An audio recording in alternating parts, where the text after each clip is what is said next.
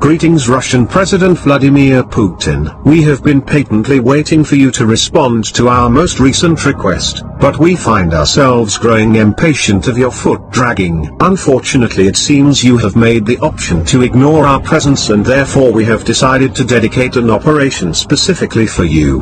A present of sorts. Do you perhaps remember the time the collective defaced Roskomordza's website in 2018, Mr. Putin?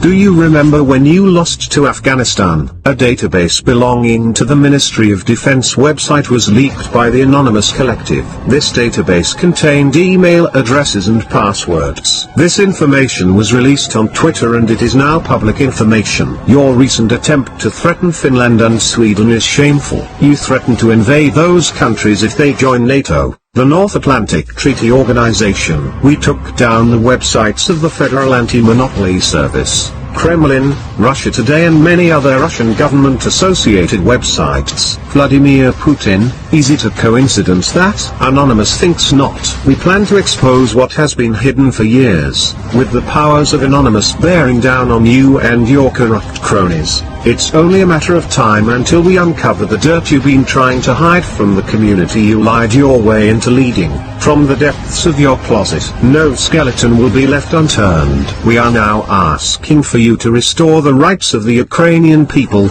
and resign as an elected official. You have failed to protect those in vulnerable living conditions. You have failed your civic and moral duties as a public official, and you have failed those you purport to govern in your continual lapse of honesty. This is a call out to all other Anonymous. It's time to put Vladimir Putin's proverbial money where his mouth is.